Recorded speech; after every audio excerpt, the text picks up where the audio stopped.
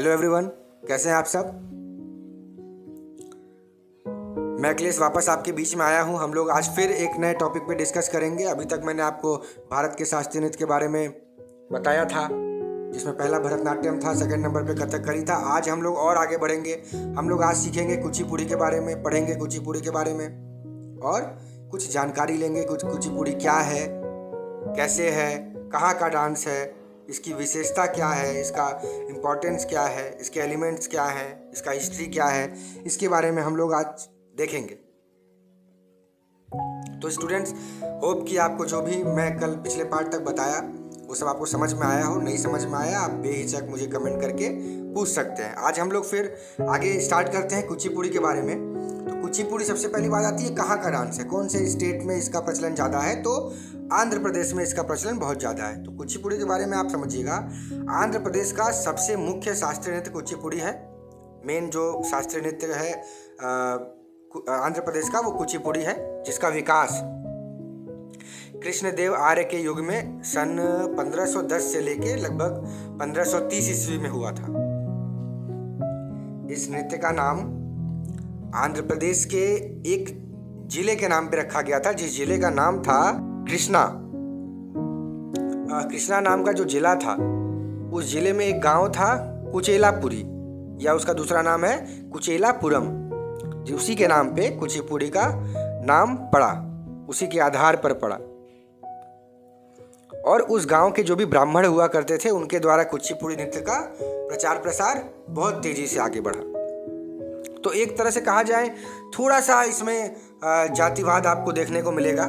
कुचिपुड़ी हम लोग देखेंगे तो उसमें थोड़ा सा ये चीज़ आपको देखने को मिलेगा कि एक समुदाय के लोग ही इसको ज़्यादा प्रचलित किए हैं, ज़्यादा प्रचलन में लाए हैं बाकी डांसों की अपेक्षा।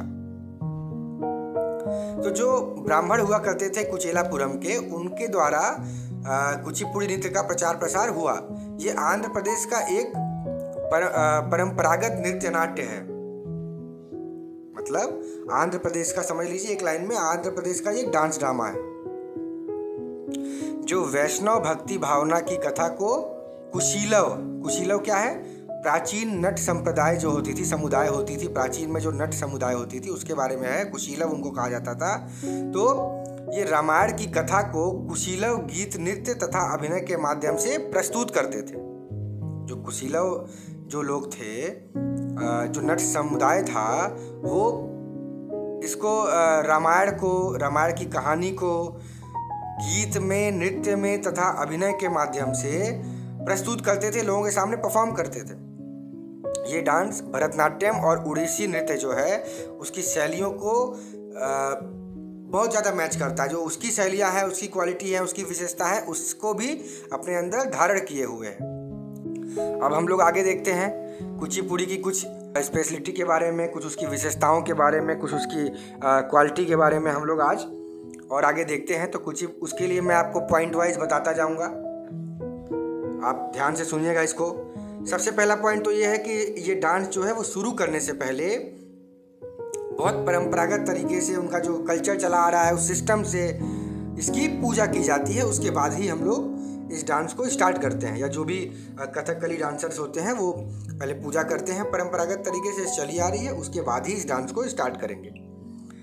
अब आगे देखते हैं हम लोग। अगला पॉइंट ये है कि इस डांस के माध्यम से भागवत पुराण की जो कहानियाँ थी, पूरी तरह से भागवत पुराण की कहानियों को दर्शाया जाता है। अगला पॉइंट, तीसरा पॉइंट, कुचिपुड़ी के जो डांसर्स होते हैं उनको भागवतथालु भी कहते हैं। क्यों कहते हैं? क्योंकि भागवतथालु इसलिए कहते हैं क्योंकि जो कथकली के डांसर होते हैं वो मेन तौर पे भागवत पुराण की कहानियों को अपने डांस से दिखाते हैं। इसलिए ऐसे ही करते करते उन डांसर्स का नाम भी पड़ गया भागवतथालु। अब हम चौथा पॉइंट देखेंगे। इस डांस का जो पहला समूह था, पहला ग्रुप था, वो सन 1502 ईस्वी में बना था। आगे देखते हैं। इस डांस में लास्य और तांडव नृत्य दोनों को महत्वपूर्ण स्थान दिया गया है। मतलब आप बाकी डांस में देखे होंगे कि कहीं पे तांडव नृत्य को महत्व दिया जा रहा है, जो वीर रस दिखा रहा है, रौद्र रस दिखा रहा है। कहीं पे लास्य नृत्य को महत्व दिया जा रहा है, जो कहीं पे श्रृंगार रस का दिखा रहा है। तो उस हिसाब से बाकी डांस फॉर्म में दोनों बराबर भी देखने को नहीं मिलता है, कहीं न कहीं कुछ कम ज़्यादा होता है। लेकिन कुचिपुड़ी में लास्य नृत्य और तांडव नृत्य दोनों को महत्वपूर्ण स्थान दिया गया है। आगे देखिए इसमें कौन से इस डांस में कौन से म्यूजिकल इंस्ट्रूमेंट यूज होते हैं उसके बारे में हम लोग देखते हैं। तो कथकली डांस में सबसे पहले वायलिन, बांसुरी, फ्लूट, तंबूरा, मंजीरा और मृदंग, ये सब इंस्ट्रूमेंट यूज होता है। इस डांस में वायलिन, फ्लूट, तंबूरा, मंजीरा और मृदंग, ये सब इंस्ट्रूमेंट्स हम लोग यूज करते हैं। अगला पॉइंट देखिएगा, इस नृत्य में जैसे मैंने बताया लास्य नृत्य भी महत्वपूर्ण है इसके लिए। तो इसमें श्रृंगार रस पे थोड़ा जोर दिया जाता है। श्रृंगार रस इसका बहुत महत्वपूर्ण योगदान अपने इस डांस में करता है। अगला पॉइंट हम लोग देखेंगे, इसमें एक नृत्य में लगभग 80 डांसर्स क्रम में होते हैं जिसे दारू कहते हैं।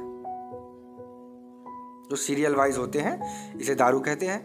और अगला पॉइंट इसके बाद 9वां पॉइंट हम लोग देखते हैं, इसमें जो हर डांसर होता है, जो कैरेक्टर होता है, वो पहले स्टेज पे आता है, फिर गाना गाता है, सॉन्ग गाता है। जैसे मैंने बताया आपको कि इसके सॉन्ग संस्कृत में और तमिल लैंग्वेज के मिश्रण होते हैं। तो वो उसी लैंग्वेज में आता है, पहले सॉन्ग गाता है, अपने गाने को गाता है, फिर इसी गाने के माध्यम से अपना कैरेक्टर दिखाता है कि मैं आज क्या परफॉर्म कर रहा हूँ या क्या करने वाला हूँ। अपने कैरेक्टर को दिखाता है, अपने पात्रता को दिखाता है। तो स्टूडेंट्स, तो ये हो गया कुचिपुड़ी और कुचिपुड़ी की विशेषताएं। ये 2 पॉइंट हमने देखा। फिर अगले पार्ट में हम लोग देखेंगे हिस्ट्री ऑफ कुचिपुड़ी और कुचिपुड़ी की वेशभूषा क्या है, कुचिपुड़ी में जो मेन प्रसिद्ध फेमस इसके आर्टिस्ट हुए हैं उसके बारे में। ये सब चीज़ें हम लोग कल देखेंगे। आज के लिए ये वीडियो हम लोग यहीं एंड कर रहे हैं। आप ध्यान से देखिए, कोई भी क्वेश्चन हो, कोई भी प्रॉब्लम हो, आप बेहिचक मुझसे पूछिए। इसी के साथ ये वीडियो हम लोग यहीं एंड करते हैं। God bless you, keep dancing, keep learning, stay home, stay safe.